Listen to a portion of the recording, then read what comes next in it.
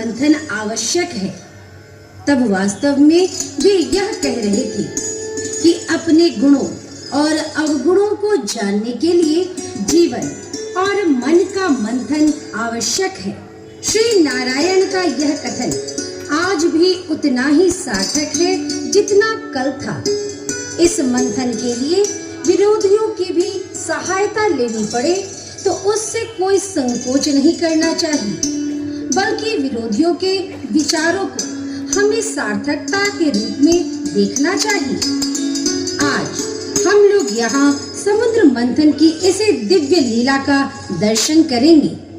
राक्षस राज बलि और देवराज इंद्र अपने साथियों के साथ मंदार पर्वत शेषनाग वासुकी भगवान विष्णु के कच्छप अवतार की सहायता से समुद्र मंथन कर रहे हैं। इस समुद्र मंथन में अवतरित जीवात्मा और वस्तुओं की प्रतीक्षा मैं भी कर रही हूँ।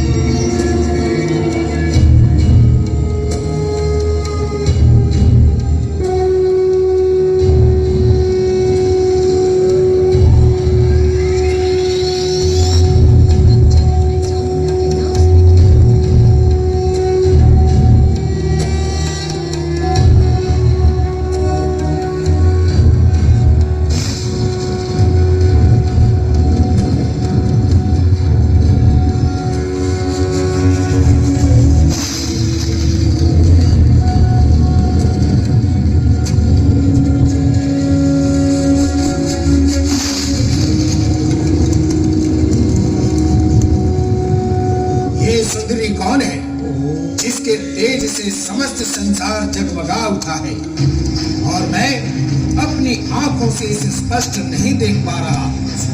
हे वत्स, मेरा ये सौंदर्य देखने के लिए दिव्य नेत्रों की आवश्यकता है। वाह, अद्भुत, अलौकिक सौंदर्य। इस सागर से अवतरित देवी, आपके सामने स्वर्ग की अप्सराएं भी धूमिल हैं। कृपया आप अपना परिचय दें और आपकी उत्पत्ति का उद्देश्य बताएं। हे देवराज इंद्र, हे राक्षस राज बलि, मैं महालक्ष्मी हूँ, पर ब्रह्म स्वरूपिणी महाशक्ति हूँ। मैं विज्ञान हूँ, अविज्ञान भी मैं ही हूँ। संपूर्ण ब्रह्मांड का संचालन भी मैं ही करती हूँ। पर ब्रह्म की शक्ति लक्ष्मी, माया, प्रकृति भी मैं ही हूँ। हे ब्रह्म स्वरूपिणी, हे महालक्ष्मी, हे रत्न पद्मों में सुशोभित होने वाली देवी, आप भगवान नारायण की कार्य शक्ति हैं। आपका स्थान तो स्वर्ग लोक में होना चाहिए।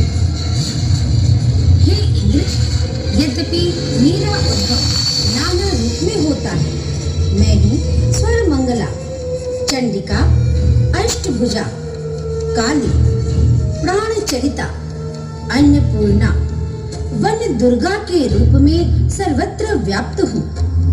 मैं ही महागौरी आदि नवदुर्गा हूँ। मैं वैकुंठ में महालक्ष्मी, स्वर्ग में स्वर्ग लक्ष्मी, पाताल में पाताल लक्ष्मी, पृथ्वी पर राजलक्ष्मी और जनसाधारण में गृह लक्ष्मी।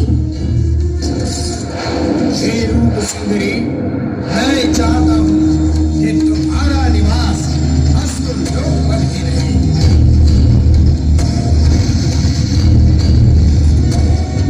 ताकि असुर लोक पर धन धान्य सुख समृद्धि की वर्षा होती रहे। तो हमारे साथ पाताल लक्ष्मी बन के रहो।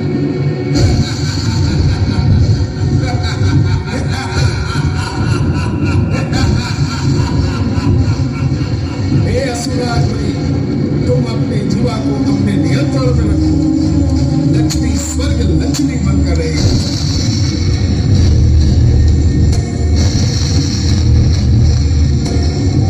ये कदापि संभव नहीं है। आज क्या तुम हमें युद्ध के लिए लगा रहे हो? तो ठीक है, युद्ध में जिसकी जीत होगी वही लक्ष्मी को अपने लोक की शोभा